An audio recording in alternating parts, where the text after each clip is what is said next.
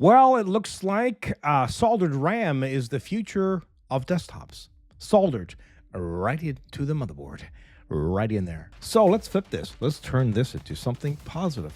We will take those motherboards that have baked in memory, won't we? And we will be happy.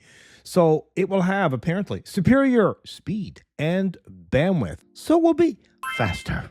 Hang on, because this gets even better. Enhanced power efficiency. And that means it consumes, you guessed it, less power.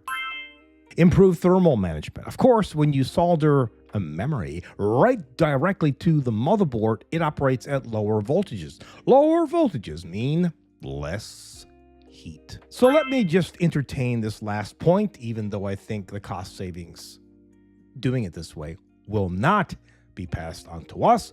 But in theory, at least, integrating memory during the primary board assembly bypasses the need for separate PCBs, so separate printed circuit boards, also individual packaging, it negates that, and also complex socket mechanisms.